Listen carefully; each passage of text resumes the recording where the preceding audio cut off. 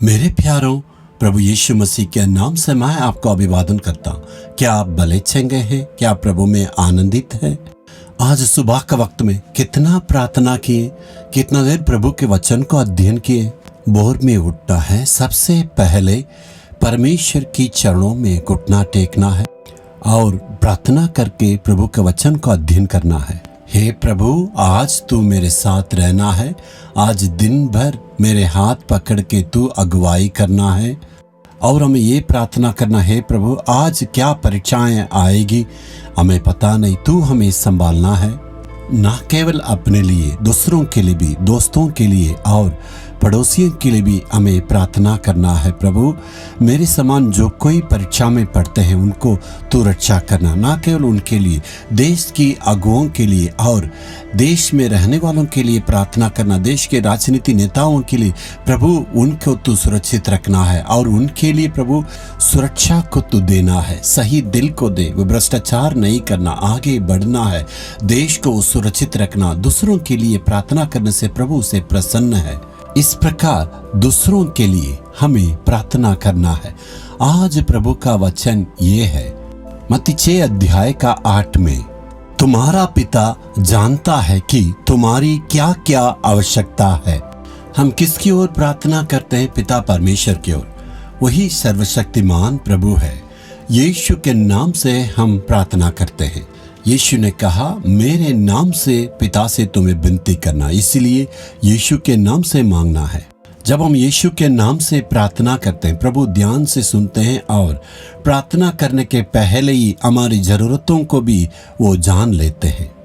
इस धरती पर ऐसे कुछ ज्ञानी है, वो कहते हैं प्रभु तो हमारी जरूरतों को जानता, हमें क्यों प्रार्थना करना है? ऐसे नहीं कहना है। यीशु अपने सिद्धांतों में क्या कहते थे? परमेश्वर को सारी चीजें पता है, लेकिन वो कहते हैं तुम जब प्रार्थना करोगे, इसका मतलब हम प्रभु से मांगना है। प्रभु के पास कभी भी ये नहीं कहना है प्रभु तू हमारे दुखों को नहीं जानता। हमें ये कहना है प्रभु तू सब कुछ जानता है, मेरे दुख तकलीफों को तू जानता है और मेरी परेशानियों को जानता है। इस बोझ के साथ तेरे चरणों पर आए हैं। ऐसे प्रार्थना करने से परमेश्वर हमारी प्रार्थना को ध्यान से सुनेगा। यदि बच्चे स्कूल में पढ़ने चाहते हैं तो, और उनके माँ बाप को, खास करके बाप को सब कुछ पता, उनकी आवश्यकता क्या, उनका किताब क्या चाहिए, उनको जूता क्या चाहिए, सब कुछ वो जानते हैं। लेकिन बच्चे आके पिताजी से, पिताजी मुझे जूता चाहिए और मुझे कॉपी कलम चाहिए, ऐसे मांगने के वक्त वो बहुत खुश हो जाते। वो ये नहीं कहते तुम चले जाओ, मैं सब कुछ जानता हूँ, तुम्हारी आवश्यकताओं को मैं जानता हूँ, लेकिन उसके बावजूद तुम मुंह खोल के मांगना है। तुम्हारी आवश्यकता क्या है? मुझसे मांगो, मैं ही तुम्हारे लिए दूंगा। हमारे परमेश्वर को हमारी जरूरतों को बारे में बिल्कुल पता है, लेकिन वो ये चाहते हैं हम मुंह खोल के उनसे मांगे। मांगने से परमेश्वर कहेगा तुम्हारी क्या आवश्यकता है, मैंने पहले से ही पूरा तैयारी कर ली है।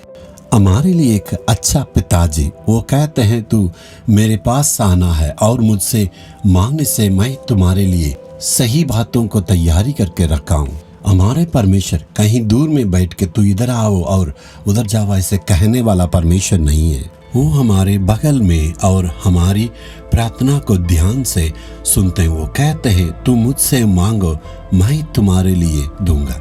हे प्रभु, मैं ये जानता हूँ मेरी बातों को तू जान लेता है, लेकिन तूने कहा पिताजी से जैसे मांगना मांगो, इसलिए आज मैं तुझसे अपनी मांग के लेके आया हूँ।